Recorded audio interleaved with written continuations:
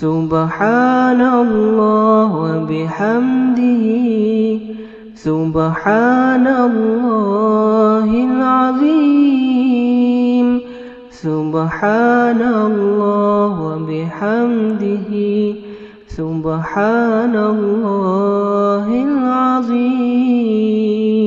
عید مبارک ان خوش نصیبوں کو جنہوں نے اللہ کی رحمتوں اور برکتوں سے ایمان اور احتساب کے ساتھ روزوں کی اصل روح تقوی کو حاصل کر لیا۔ اللہ تعالیٰ آپ کی اور ہماری تمام عبادتوں کو قبول فرمائے، آمین۔ انشاءاللہ آئندہ سال رمضان میں آپ کی رہنمائی کے لیے پھر آپ کے ساتھ ہوں گے۔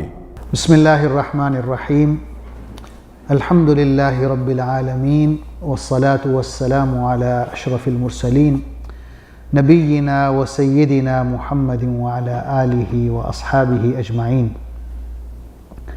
ناظرین السلام علیکم۔ ہماری آج کی گفتگو کا موضوع ہے رمضان اور عید الفطر۔ ناظرین، انسانی تاریخ میں ہم دیکھتے ہیں کہ مختلف دن ہیں جنہیں بطور میلے کے یا خوشی کے منایا جاتا ہے۔ قدیم مصریوں میں ایسا ہی ایک دن ہم دیکھتے ہیں جس کا ذکر قرآن مجید میں بھی ہے، جسے یوم زینت کہا گیا ہے۔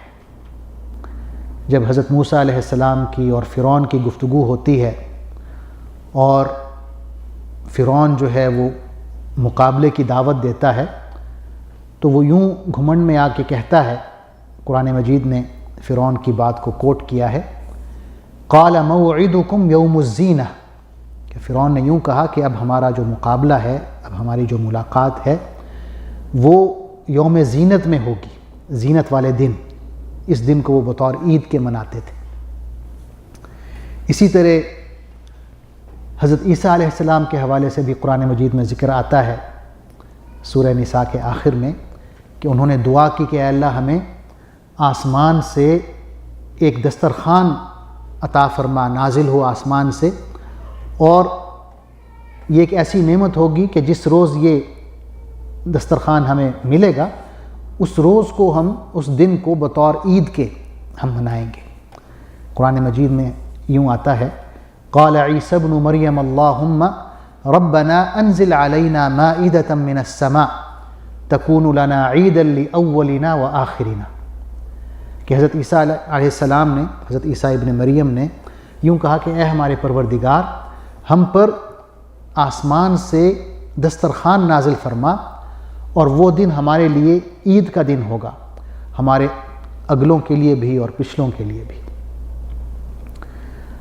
حدیث میں ہم دیکھتے ہیں کہ رسول اللہ صلی اللہ علیہ وسلم نے عید کے دن حضرت ابوبکر صدیق رضی اللہ عنہ سے یوں فرمایا کہ ہر قوم کے لیے عید کا کوئی دن ہوتا ہے اور یہ ہماری عید کا دن ہے۔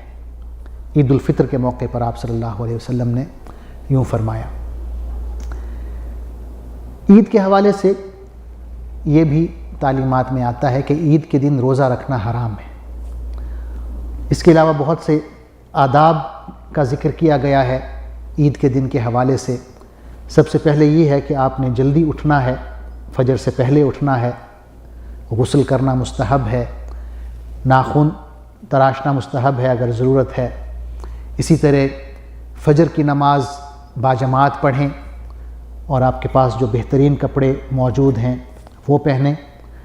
اس کے بعد تکبیرات کہتے ہوئے آپ نے عیدگاہ کی طرف یا جامع مسجد کی طرف جہاں پر عید کا اہتمام ہے، یا کوئی بھی کھلی جگہ جہاں پر عام طور پہ عید کی نماز کا اہتمام کیا جاتا ہے، وہاں آپ جائیں اور تکبیرات پڑھتے ہوئے جائیں۔ تکبیرات کی جو کیفیت ہے وہ احادیث میں آئی ہے، اللہ اکبر لا الہ الا اللہ واللہ اکبر وللہ الحمد۔ اس کا مطلب ہے کہ اللہ سب سے بڑا ہے، اللہ سب سے بڑا ہے، اللہ کے سوا کوئی ذات ایسی نہیں ہے جو عبادت کے لائق ہو یا عبادت کے مستحق ہو۔ اللہ سب سے بڑا ہے، اللہ سب سے بڑا ہے، اور ساری کی ساری تعریف تمام حمد اسی کے لیے ہے۔ تو ناظرین، یہ عید الفطر کا دن ہے جو مسلمانوں کا تہوار ہے۔ سال میں 2 عیدیں ہیں، ایک عید الفطر ہے جو رمضان کے روزوں کے فوراً بعد آتی ہے، اور یہ تاریخ میں 1 شوال تاریخ ہے اس کی۔ شوال اسلامی مہینوں میں 10واں مہینہ ہے، تو اس کی جو پہلی تاریخ ہے 1 شوال، وہ عید الفطر کا دن ہے۔ اسی طرح جو دوسرا عید کا تہوار ہے وہ عید الاضحیٰ ہے، جو کہ حج کے بعد آتا ہے، اور یعنی یہ دونوں عیدیں جو ہیں اسلام کے اہم ارکان کے بعد آ رہی ہیں۔ پہلی عید روزوں کے بعد آ رہی ہے جو اسلام کا رکن ہے، اور دوسری عید جو ہے وہ بھی اسلام کے رکن کے بعد آ رہی ہے جو کہ حج ہے۔ تو یہ بنیادی طور پر آج کی گفتگو تھی عید الفطر کے حوالے سے، کہ اللہ تعالیٰ نے ہر قوم کے لیے عید کا دن مقرر فرمایا ہے، اور ہمارے لیے مسلمانوں کے لیے 2 دن ہیں عید کے، عید الفطر اور عید الاضحیٰ، اور عید الفطر کے حوالے سے جو آداب ہیں ان کے بارے میں گفتگو ہوئی۔ امید ہے اور اللہ تعالیٰ سے دعا ہے کہ یہ جو عید کے آداب بتائے گئے ہیں ان پر اللہ تعالیٰ ہمیں عمل کرنے کی توفیق عطا فرمائے، اور ہمیں اور خاص طور پر وہ لوگ جو ہمارے معاشرے میں نادار ہیں، مسکین ہیں، انہیں بھی عید کی خوشیوں میں ہم شامل رکھیں۔ اللہ تعالیٰ ہمیں اس بات کی توفیق عطا فرمائے۔ آمین۔ والسلام علیکم ورحمۃ اللہ وبرکاتہ۔